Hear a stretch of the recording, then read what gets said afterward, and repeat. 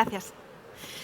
Well, welcome to the session Discovering EU Funding Opportunities for SMEs and Startups across Europe.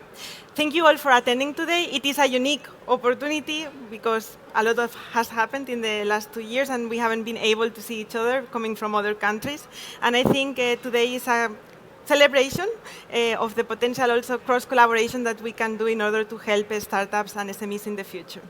So, she introduced me already, but this session is going to be in English. I'm Marta Portales. I'm the European Projects Coordinator at Mobile World Capital Foundation.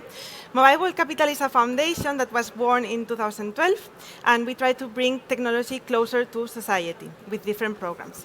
So in the European Projects Department, we perform knowledge transfer between our main programs at the, well, what we have here in the Mobile World Capital and the EU projects we participate at in 4 different verticals. One of these verticals is intelligent connectivity, everything related to 5G, and well, now also shifting towards 6G, deep tech venture building, digital skills, and also the impacts of tech on society. Since 2016, we have been contributing to 11 Horizon Europe proposals, giving support to SMEs and startups, and that's why we are here today. And we brought with you the ecosystem here in the region and some of the SMEs that are connected listening to us live. The objective of this session is to discover the different financial instruments available for European SMEs and startups. And well, let's meet our speakers of today. So we have with us Luis Sánchez Álvarez. He's the investment officer, seconded national expert of the European Commission, and will deepen into the debate about the European Innovation Council and how they are helping the European startup ecosystem, specifically through the EIC Acceleration Program. Mariona Sanz, the General Director of European Funds of the Generalitat de Catalunya. She will follow the discussion by introducing the next generation EU funds and how it works in practice and how SMEs actually can well, request access to these funds. And finally, Maite Carracero from Funding Box. She will cover the not so commonly known Cascade funding that the SMEs can access to and are actually quite easy funds if we compare it to other competitive instruments. And she will explain I4MS, which has actually right now a couple of open calls open. Stay tuned afterwards because this is interesting, but the most interesting part will be the networking that we will perform around 75 and 45. Thank you, and now Luis, the floor is yours. You can shift with this.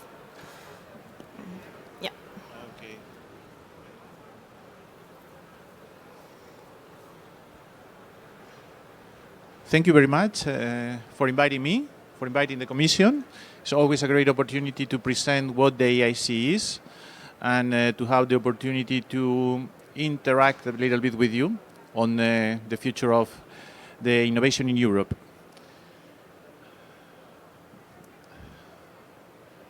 Okay.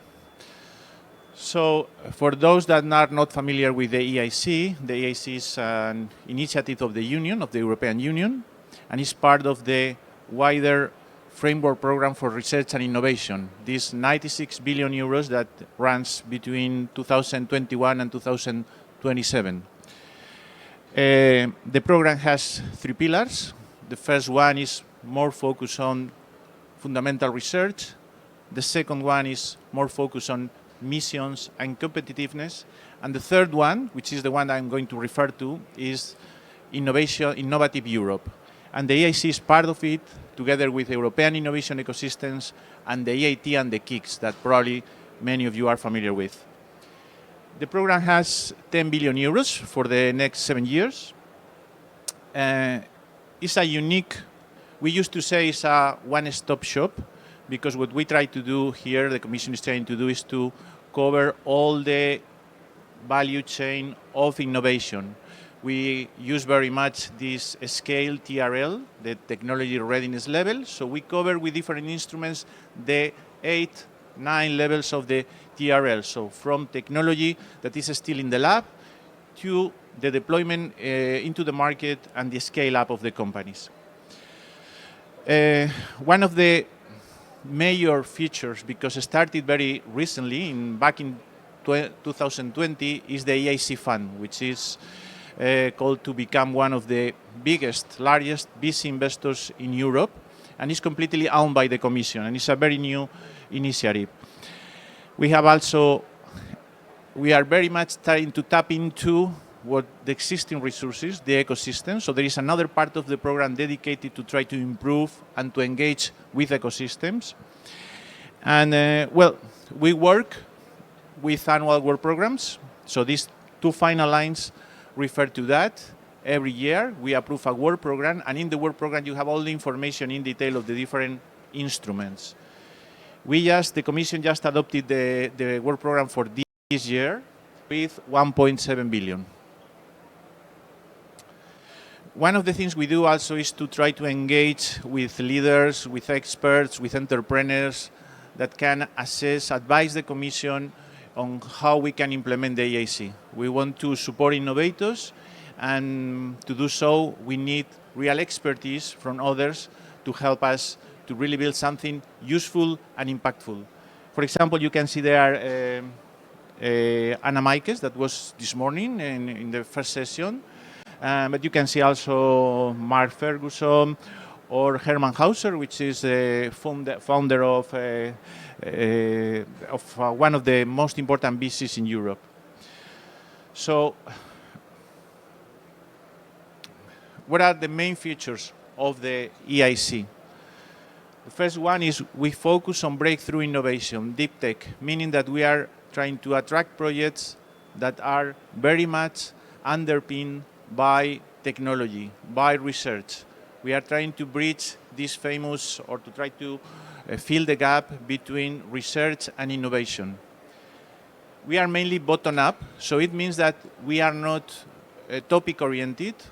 We support any sector, any technology, even if we, from time to time, have also challenges, very broad challenges like Green Deal, so in any case covering many technologies, but we are mainly bottom-up. I already mentioned the EIC board. We think that money is not all, that people also need, entrepreneurs need smart money and support, and this is why we have also business acceleration services. So we provide, on top of the money, support to the companies that I will explain later in one of the slides. We have also recruited managers, proactive managers. We are trying to change the way the Commission was working, which is be more influential in the way projects collaborate, creating synergies, and trying to have like cluster of projects, again, to try to solve societal challenges. And at the end, we have also a fast track to our accelerator. I will explain a little bit more what this is. So here, the three main instruments that we have. As I said, the main feature is the TRL. So the Pathfinder covering lower TRLs from 1 to 4, transition TRLs from 4 to 6, and the rest for the accelerator. I will explain a little bit more one by one. So the Pathfinder, this is a program in which we support innovators and researchers when there is still research to be carried out. So we are talking here about technologies at a very early stage, but in any case, very much oriented to new products. So we want really to solve, this is not the other pillars, this is not research, fundamental research, this is not collaborative research, this is still something very much focused on technology and solutions for the future. As I said, we have open and challenges, so applicants can choose if they want to go for the open. Open is no topic, or they want to apply to the different challenge. We have new challenges every year. Who can apply? Here, the way we work is with consortia. Consortium minimum 3 different entities from different member states. Well, we have our rules. I'm not going to enter into the details. And we cover 100% of the eligible cost of the project. As an indicative amount, 3 million euros maximum support for projects that usually take 3 years, 4 years. So this is the Pathfinder, still in the field of research, developing the technology, collaboration between researchers, but also SMEs are welcome in the program. Well, between the Pathfinder and the accelerator, we have a transition. What we want here is to try to change the mindset of the researchers and start thinking with the approach of the entrepreneurs. In the transition program, what we try is to support the maturation of the technology. So we cover this 5-6 TRL stage with business activities, open funding, and also challenges. Well, this is a program a little bit restricted to our researchers. So this is not so open. I'm not going to devote a lot of time to it, but eligible are projects that have been developed by our Pathfinder researchers, by projects supported by the European Research Council, which is our pillar 1, fundamental research, and other programs. What we intend to do here is to create spin-offs, startups out of the projects. Maximum amount of the funding is 2.5 million euros, and we also can grant more money to the companies, always for very specific activities, always very much business oriented. So what we want to achieve here is a business plan and a team. And this is the accelerator. I will devote a little bit more of time to it because it's my daily work on the one hand. Second, the majority of the budget is allocated to the accelerator, and on the other hand, it brings the major novelties to the program. Here, we only support individual SMEs and startups. So no consortia, no collaborative projects. The money goes to a company, individual SME. European SME or associated countries to the program. You know that we collaborate with other countries like Israel, Norway, Switzerland in the past, a number of countries. Again, we are looking for breakthrough innovation. So we are always building on scientific discoveries or engineering or technological developments. And most of the funding, the other point that I would like to highlight here is we want to take risk. The risk that the market is not taking up. So we support companies very risky. We provide funding for a significant period of time and also significant amount of money. I will explain further. There are different options. The most complex or complete, I would say, is when we provide what we call blended finance. So we give a grant and also an investment to the company.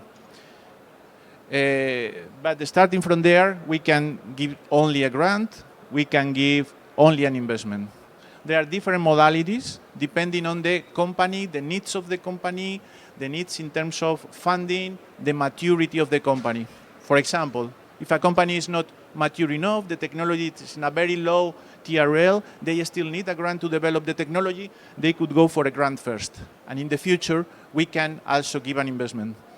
If the company has a technology that is more or less mature and they have the means to get the funding from private investors, they can go for a grant only. So they don't need the investment from the EIC. For the rest, we can also provide that investment. How we select companies? There is an open call. It's a competitive call, very competitive because the success rate is low. But we have two steps. The first step is a short proposal where you entrepreneurs must submit a presentation and a video, a short video. When we want you to explain us why your proposition is different, what is your breakthrough, what is your team, what is your added value, and why the European Union should fund your project. At the end, the format is like a business plan. So we are not asking here for things very different to what you are supposed to already have or you can prepare, taking advantage of this opportunity, which is a business plan. If you pass this first filter, you will be invited to submit a full proposal. Full proposal is more detail. You really need to develop the business plan, and we will look into it in detail in two steps. First one will be remote evaluators that are experts in technology. Will look at your technology, will look at your analysis of the competition, your IP, your commercialization strategy, all the aspects. And if you pass that second filter, you will be invited to an interview with a panel of 5 investors recruited by the Commission, independent experts that will have a conversation with you. You will have to pitch your project and they will ask questions. In the past, these meetings took place in Brussels physically. You can imagine that now it's everything online. Maybe in the future we will come back to physical evaluations. So the major novelty is precisely this, the equity funding. I think I didn't mention here, I don't know where it's written, but I think it's in another part of the presentation, but I want to highlight now that the grant, maximum 2.5 million. So we can give a grant of 2.5 million to the company that covers 70% of the eligible costs. I think our questions are later on. And the investment can be up to 15 million euros. This money, this direct investment, is for the deployment of the technology and the scale-up. It's for commercialization purposes. The grant should cover rather the development of the technology, the investment, the commercialization activities. Very important, third bullet point is very important for us. We are trying to crowd in other investors, so we will systematically try to attract co-investors that invest alongside the EIC. And this is important that if you already have co-investors interested that are hesitant about investing in your company, well, this is a very good point because for us can speed up the process radically. We may also grant you, I don't know, 10 million euros, and we can invest 5 and reserve another 5 for follow-on investments. That is also possible. In any case, it's a very tailor-made funding that we discuss and negotiate with the company. Of course, as I said, it's bottom-up, so no verticals, no technologies, but it has to be really deep tech. It's a patient capital. We can stay with the company 7, 10 years. It's up to the company if they want the EIC to be or not. If there is an exit, we will be willing to invite other investors to replace the EIC. We are just filling the gap. And we always take minority ownerships. We don't want to control the company. We don't want to interfere in the normal life of the company unless this is for good reasons to help the company. Well, the entity that is managing this investment is the Aic Fund. The Aic Fund is a venture capital fund, it's a standard venture capital fund, and the Commission is the sole ownership. It's owned by the Commission, and this is the first time that something like that takes place. It was established back in June 2020, and the European Investment Bank is the advisor. So the European Investment Bank, the EIB, is not the owner of the fund, is not the investor, is advisor to the fund. So banking helps the Commission with the due diligence and with the process of the investment, as I will explain now. So far, we have invested, well, in almost 80 companies, amounting around 400 million in 1 year and a half, more or less. And we have another 60 companies in the pipeline to be invested in the coming months. And we are selecting more companies because, as I said, we have new cutoffs, companies applying. So we estimate that by the end of the program in 2027, we would have invested probably in around 600 companies all across Europe. This is just to give you a flavor of the sectors. Even if we are bottom up, the vast majority of the projects come from health and what we so-call engineering and technology, which is very wide, but means nanotechnologies, biotechnologies, quantum, many things. Bio, energy, construction, ICT, and by countries, you can see there that we have a champion, which is France, but also Israel, Germany, Norway, Switzerland, Sweden, Spain, the Netherlands. And this is in any case what we call the pilot, so the period that was running between 2019 and 2020. Now we have started a new program. For example, direct investment. This is not what we want to be. This is what we are today. Today we are investing around 4 million per company on average. In some companies we have invested 15 million, in others 1 million. Our average ownership is 8%. Again, sometimes we have more, sometimes we have less. And this is very important, the market capital multiple. So this is the leverage effect. This is the amount of money that we have attracted from the private sector. It's almost three times the money that the AIC is investing in the companies. When a company is not mature enough, we don't find co-investors, we don't find lead investors, we use convertible loans. So we give a loan to the company with the right to be converted into equity in the future. There is no possible valuation. We need to rely on an external investor. We cannot do that. We use a convertible note. Well, very small letters. I'm not going to go too much into the details here, but basically, once the company is selected, after that interview that takes place online, you will go into two processes in parallel. One will be for the grant, and you will sign a contract, and in parallel, we will start a due diligence. The due diligence will be carried out by the EIB, and the EIB will run a typical due diligence, looking at compliance and KYC. This is very important for us because we are a governmental organization. Reputation, compliance is really a heavy process. It's the only one, because for the rest, I think, is very standard stuff. I think it's product and technology, market, commercialization, business, ownership, governance. We look into the cap table, commercialization strategy. As I said, well, we really want other investors to come in, or to come along with the EIC, but we don't leave the companies alone to attract those co-investors. We also provide services to the companies that are summarized here. So I guess the presentation will be available to all of you, so you can read then the details if you want, or in the networking session I can answer questions. But basically, we help the companies. We have a huge database of investors. We help the companies to prepare their investors' materials, their presentations, and we facilitate the reaching out to those investors. We have pitching events, well, all these kind of things that we do in collaboration with a lot of partners all across Europe as well. So, for example, you can see there are more than 800 investors and around 140 companies already listed. So, on top of that, we also provide services to the companies to make the most out of the money that we are providing. Things like, for example, overseas trade fairs. So we support companies to come to events as nice as this one, for example, or we help them with Investors Days, complementary part for attracting investors. We access to a specific expertise, coaching, mentoring, boot camps, trainings.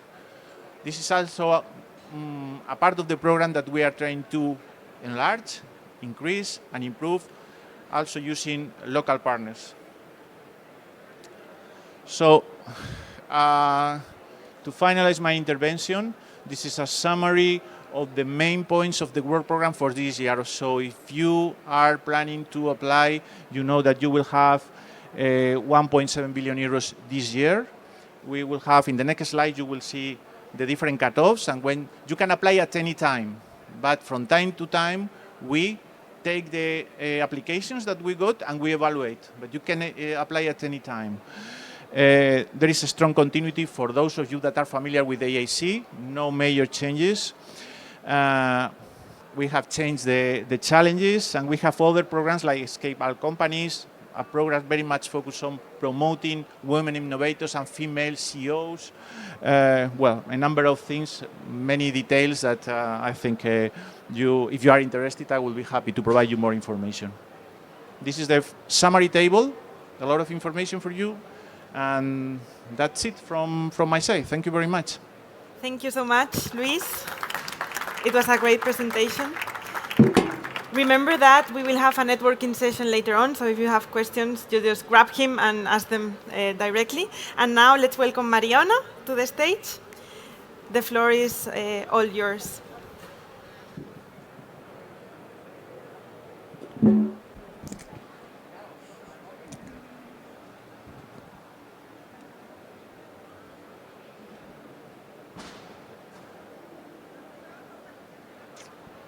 Okay, thank you very much for inviting me to this session. I also want to have my remember to Ukraine people from Ukraine. I think that it's important also to and to underline also that we are here enjoying from Mobile World Congress again, and there is people suffering in their country.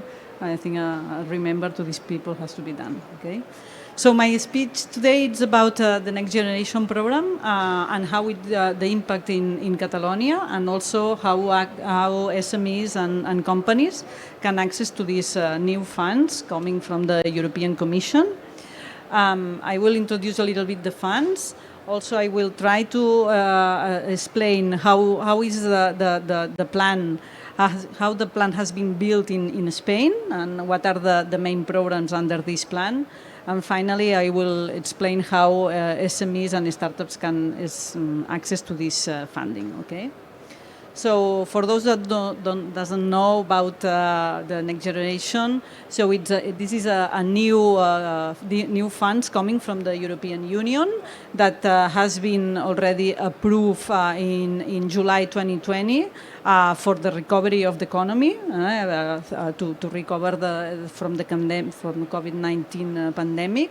And it's about this 750 billion euros addressed for the recovery of the economy. And there are two main instruments under this Next Generation, which is the Recovery and Resilience Facility and the React EU. The Recovery and Resilience Facility is a new instrument created for this, in this case, it's completely new. And the aim of this fund is to recover the economy, to build the European Union much more sustainable, resilient, and better prepared for all the challenges and the opportunities in terms of green and digital transition. Okay. Also, a very important focus on reindustrialization. It's done within these funds. Okay. And then the React EU chapter, it's an initiative that it covers the cohesion, that provides complementary funding to the cohesion policy. And these are funding that goes to RDF and European Social Funds operational programs at the regional level, to extend a little bit the repair of and to mitigate the impact of also the pandemic COVID-19. Okay, so these are more social and health and employment programs. These are the two main instruments. And here what it represents is how is it work, right? How this funding is a little bit delivered at the national level. So the resilience and recovery facility, it's a funding that comes from the European Union, from the European Commission to the state.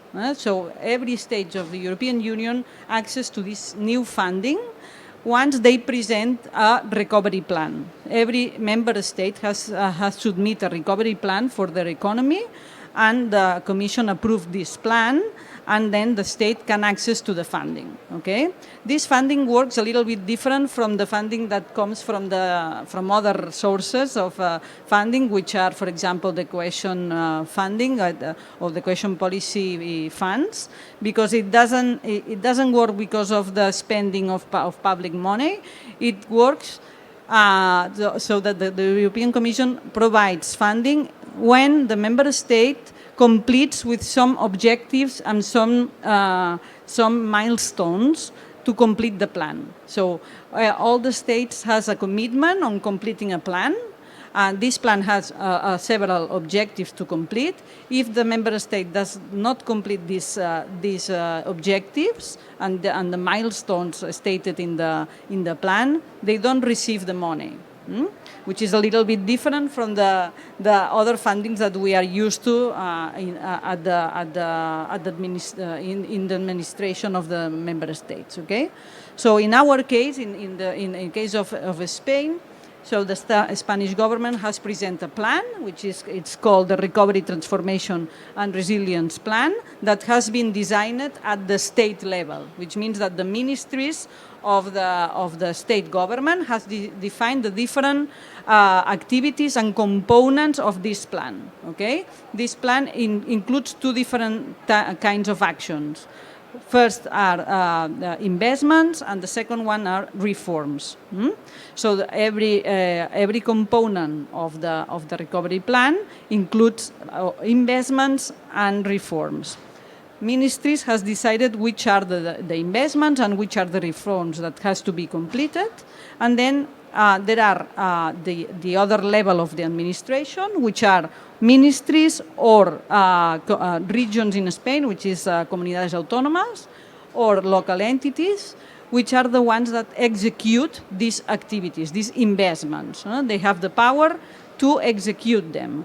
So the ministries define and design the activities, and also ministries or comunidades autónomas or local entities develops and execute these investments. So which means that if you are a company, you are an SME or a startup located, for example, in Barcelona, if you want to access to the funding of the Resilience and Recovery Facility, you have to look for call for proposals coming from ministries, or coming from the Generalitat de Catalunya, in our case, because the company is located in Barcelona, or also coming from the Barcelona municipality, Ajuntament, or local entity. Okay, so it means that a company that has to do a complete how do you say, following, or vigilance of the different levels of administration, and follow all the calls that come from the different levels of administration. The state government, the Comunidad Autónoma level, or the local entity level. Of course, the kind of activities that the different level of administrations are doing can be called for proposals, or also it can be tenders, because companies also can access to tenders that are coming from administration that wants to buy new services, new software developments, for example, to digitalize the administration services or other activities that needed to be bought in the market. So this is the complexity of this of the funding that makes people very difficult to access to this kind of funding, because of the different level of administration acting trying to develop all the activities of this plan. Okay. So here you have a little bit the funding that has come to Catalonia, but if you see here in terms of REACT-EU, finally Catalonia has received this 1.7 billion euros, and in terms of the recovery and resilience facility, so the total amount of money for Spain is this 140,000 million euros, and in terms of comunidades autónomas in 2021, so it has been distributed this 9,057 million euros, that finally Catalonia has received this 1,049 billion euros. No? So this is a little bit what the money, how it goes through. You see that the total amount of money will be distributed between 21, 22 and 23. Mostly of the money, it will be compromised between these three exercises, and finally can be executed until the end of 2026. This is a lot of money concentrated in only three economic exercises, and it's you can imagine the difficulty in terms of the administration trying to execute all this money in such a short period of time. So once you see a little bit how it works, how is the plan, and what are the activities of the plan that can be interesting for companies, for SMEs, for startups. You see here, the plan has 10 different policy levers and 30 components. And you see the components are, of course, very focused following the European rules to green technology, to green, to all what is related to climate change and green and sustainability, and the other, and also to digitalization. So these are these main two verticals that the plan is focused in, and also includes other verticals, such as, for example, inclusion or social valorization, etc. And here you see all the components. And this one so you see the ones that are under red are the components related to SMEs and to companies. You see the component 12 dedicated to industrial policy in Spain, component 13 dedicated to fostering SMEs growth, component 14 modernization and competitiveness of tourism sector, and component 15 digital connectivity, security, 5G, and deployment. So this is the components that are mostly interesting for startups and SMEs, especially designed for them. But then you have the other components that can also include investments and call for proposals that also companies can participate. So if you are a company, for example, that your focus is green technology, you can participate, of course, in calls that are included in these 4 components, but also you can also be interested to participate in a call that is related to green and digital transformation of agri-food, for example. No? It depends very much on your sector and your interest. No? So here you have these 4 components, which are the main activities or investments that include each component. So for industrial policy, you have a program to promote the industrial competitiveness, to implement all what is circular economy, etc. And fostering SME growth, it's all what is related to digitalization of SMEs and growth of SMEs. Then you have this a component dedicated only to tourism sector and the transformation of this sector, and finally the connectivity, the cybersecurity, and 5G. It's very important to underline that it's very difficult to give a unique standard on how to access to these components, because each investment works in a different way. Every ministry decides how to what are the criteria that are included in each call for proposals, and it's very difficult to give a standard rule for each call for proposals, because it depends very much on the little wording of the call, and it will be so this is what makes difficult the access to SMEs and startups, because they have to look for each call and to study very in detail the wording of the call to see if their projects and their projects fits with the wording of the call and the interest of the ministry in this call. And here you see all the other components that in some way can be also interested for SMEs or for startups, depending on the sector that they are working in. For example, you have a component dedicated to digital skills. So you as a company can access to funding to introduce digital skills in your company. It's not it's not a funding for a project, but it's a funding for an activity for your company. So in these terms is what makes what I always say is, when you look for the plan, it's important to understand that you have a project as a company, so you have to split very much your projects in different activities and submit proposals depending on the call for proposals that is published. Because there are proposals that funds so your plan for digital skills of the staff of your company.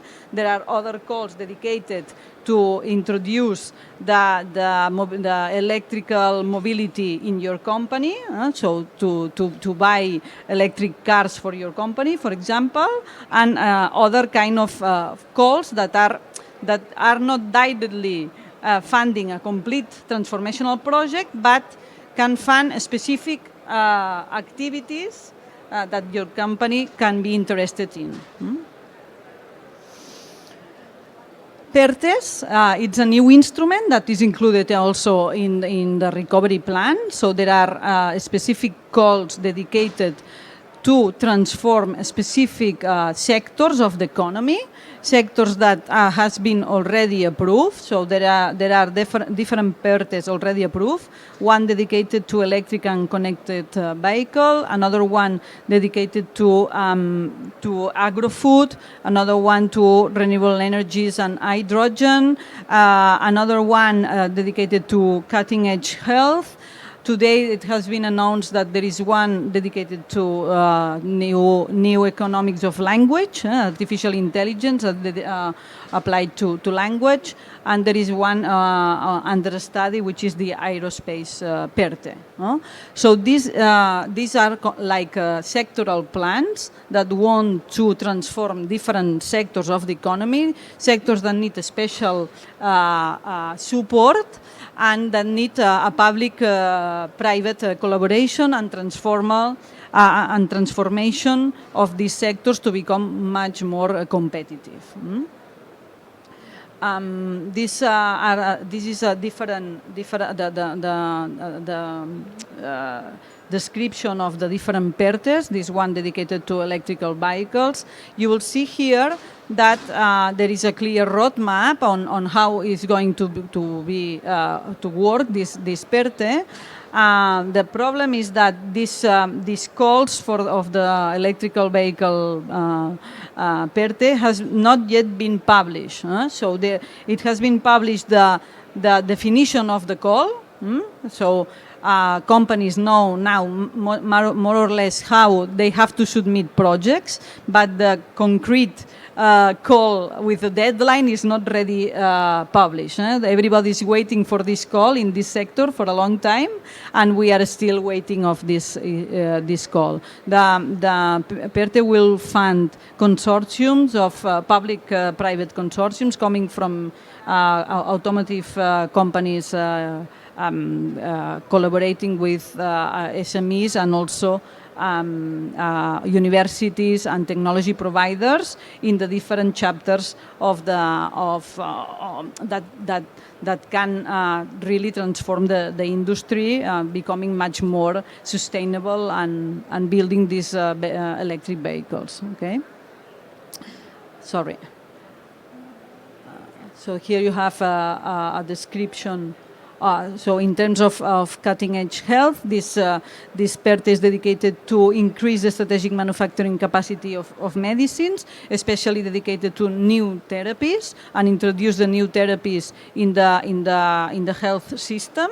Okay, and this is the amount of money that will be dedicated to different calls. In this case, this PERTE is there is not only one call to support the sector. It will be split in different calls, and you see more here what will be one of the main issues that will include each call.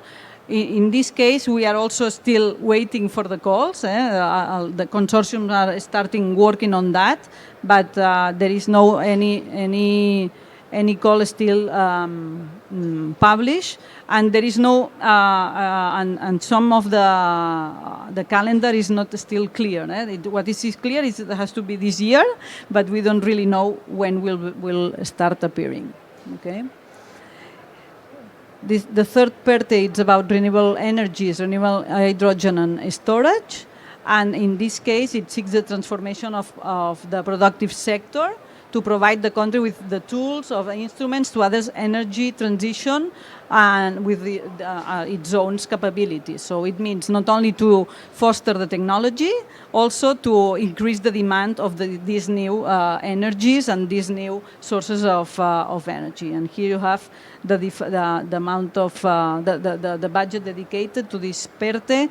And in this case, last week it has been published all the calls, the roadmap of the calls that are going to be published, and the sector is already prepared to submit proposals in this field. Okay. And finally, the agri-food PERTE, that is dedicated to strengthen the agri-food industry, the digitalization of the value chain, and the promotion of innovation, development, and research linked to agri-food production. Okay.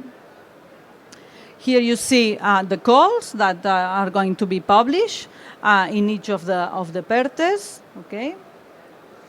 And finally, how can SMEs access to these funds? I have added to my presentation the calls that has been already published by Generalitat de Catalunya, which are calls coming in different verticals of the plan. And here you see that in Generalitat we already have published these 13 calls, 5 of RRF facility and 8 of REACT-EU, coming from the Ministry of Climate Action, Food and Rural Agenda, and the Ministry of Business and Labour. And we have here a summary of these calls. I think that this presentation will be available later, so you will see which are the calls that has been published by Generalitat de Catalunya. One very important, very significant is the one dedicated for this program, MOVES, to buy electrical vehicles or to install the new all the installation and infrastructure needed to have electrical vehicles in the municipalities. And another important call, it's published by the Institut Català d'Energia, and it's about the self-consumption and storage of energy. So all the particulars, citizens can buy or can have funding to buy photovoltaics installations for home. And finally, here you have the ministerial grants already. So coming from ministries, 47 calls has been published. And you see that there is also 2 calls for loans and 1 call for a venture capital fund coming that is called coming from the Ministry of Economic Affairs, that is dedicated to technology and to startups. This is important. And here you have all the list of calls that can be interested for SMEs. Thank you. Thank you, Mariona, for the very interesting presentation. The presentations will be available in our I4MS project, and the video also of the session if you want to see again some of the contents presented today. And the last presentation before we do the networking, and the idea is that you all talk to each other, because at the end this is what we came for at this Congress, is Maite Carracedo from Funding Box. They've been lifelong partners of ours at Mobile Capital, and she will explain Cascade funding opportunities, which is a very interesting mechanism. So Maite, the floor is yours. Thank you, Marta. Good afternoon, everyone. We are almost there, finishing the day and the big day today here. So, Maite Carracedo, working at Funding Box, and I will talk to you about a not so new mechanism, but not so well known, that is the financial support to third parties, or Cascade funding mechanism. But first, I will introduce you my organization, Funding Box, which is a digital platform that is supporting entrepreneurs and innovators in general with access to funding and access to tech communities.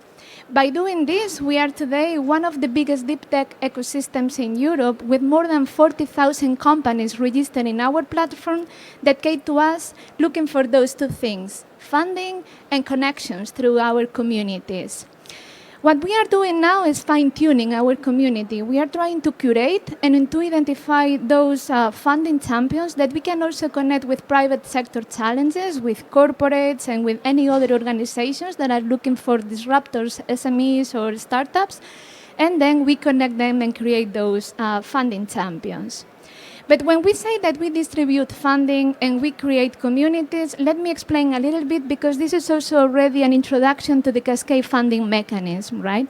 So any startup or any SME can come to us, the funding box, and what they will find are easy apply equity-free funding opportunities. So to apply to our open calls, it just take you 1 day as an average. So this is the first maybe highlight, and that makes the difference with traditional mechanisms, right? The amount that we distribute is normally equity-free. So we never take shares from the companies, right? So we just, it's a grant. But we don't just do that. If you come to us and if you are selected by external experts, then you will receive the funding, but you also will receive a support, okay? So normally there will be mentors working with you, helping you on the technology and on the business part of your application. And at the end of the funnel, we also connect these grants, these programs with private funding from other venture capitalists or private funding from our own organizations that has its own VC. Regarding the access to tech communities, so how is our community composed? Which type of players do we have there? Well, first, the registered innovators. So it's a big amount of people that came to us looking for this funding and connections, but also we have those intermediary bodies that are supporting in the process, so the mentors, the investors, the digital innovation hubs, and all those intermediary bodies like regional organizations, chambers of commerce, and so on, that are working for the SMEs and with the SMEs that are also coming to us and looking for those opportunities. And to finalize maybe this short introduction about funding books, when I'm talking about deep tech and when I'm talking about funding, it's funding around these technology areas, okay? So it's also around those key technology areas where you can find communities and you will find peers in our communities. But now I will go more into the detail of where our funding is coming from. Of course, we are not the only distributor of Cascade funding in Europe. Most of the funding that we are distributing in our platform is coming from the European Commission under this name of Cascade funding. And how it works? Well, it works in this way. The European Commission is distributing funding through these international collaboration consortiums, right? But the thing is that the funding that part of those projects are distributing is not directly for the partners of the project, but it goes to third parties, normally SMEs and startups, for them to test a new technology or for them to go to market with a specific technology. So we support them in scaling with that specific technology. Normally, this is happening right now at European level with these international projects, with the European Commission giving the funding to those intermediary bodies. We can say that Funding Box is one of those intermediary bodies, okay? Not the only one, of course, but the one maybe gathering the biggest amount at these states. But the good things, and this is what I was talking to Marione before, is that with the new ERDF, okay, this Cascade funding can also be distributed through regional agencies, okay, that can give Cascade funding to SMEs and startups, also using intermediary bodies. Maybe the most common can be the Digital Innovation Hub, okay, but this is just something to mention. But I will go more into the detail on what is new on this Cascade funding mechanism and what can it be interesting for the companies. First thing maybe is that the simplified submission and reporting process. For companies to apply to this kind of mechanisms is really easy. We are talking about forms of 5 pages as an average that will take them normally 1 day to submit, where they need to describe the technology or how they will use that technology model in their company. They need to present the business model and some other key information that we need to assess that application, but it's really fast. The same way applies to the compliance part. So how do they justify the expenses?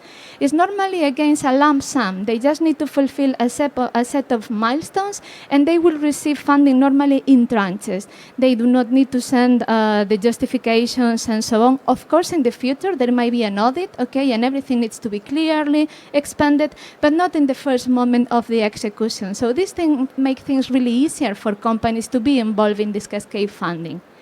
But the good thing is also that it's helping them in adopting new technologies. So we are thinking here in two kinds of programs with Cascade funding.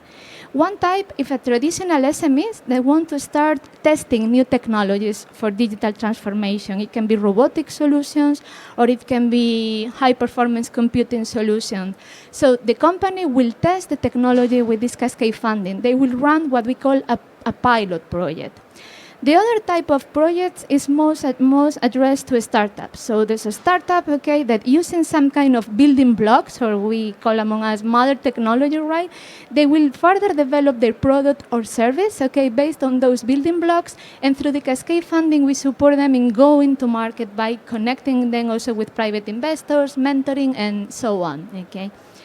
And finally, what is also very important on the Cascade funding, and is one of the things that the companies most highlight at the end of the program, is the networking and the access to other services.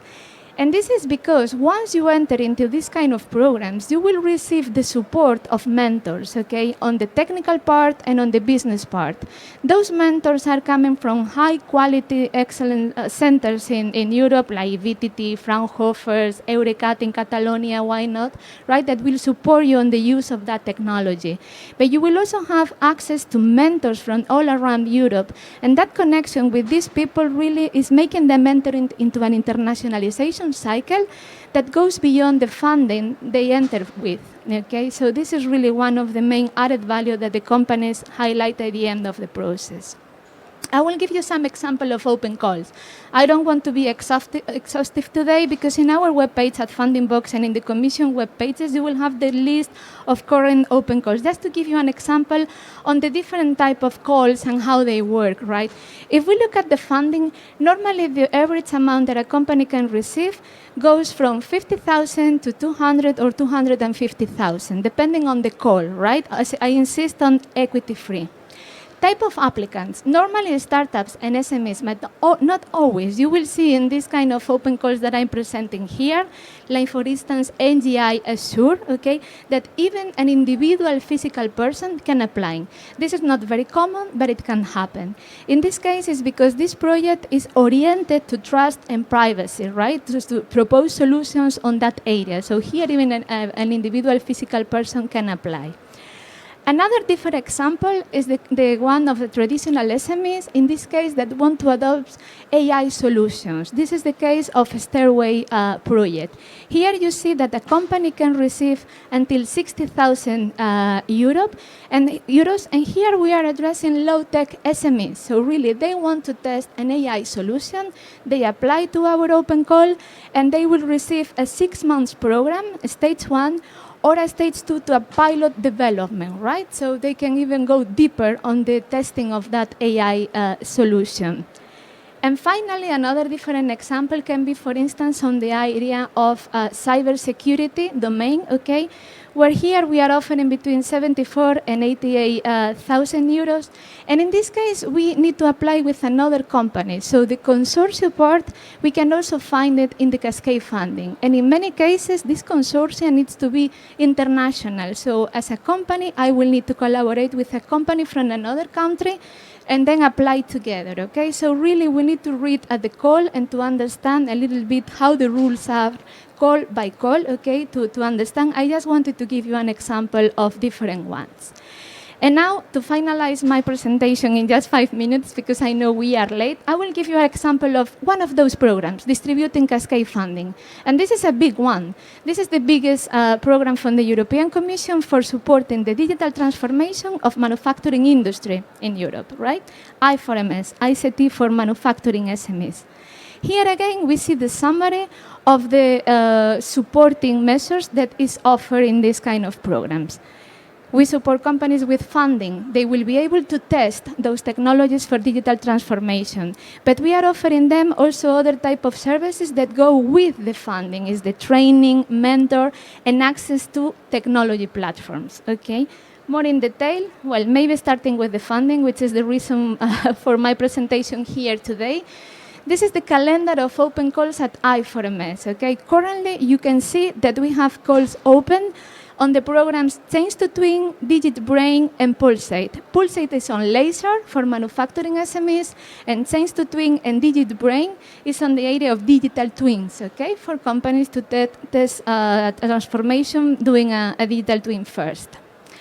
As I was mentioning, applying to I4MS, you will receive that funding for companies to test before invest. But it's not just the only thing that we will receive. So the I4MS is supporting companies by developing these digital solutions. Those solutions will be available for them afterwards through different marketplaces. So you can see which are the marketplaces that are already mature and in the market in I4MS, and the ones that are under development here, okay? So you can consult them. And this is the set of services. So we offer funding, but not all in. And here, maybe you have heard about the Digital Innovation Hub.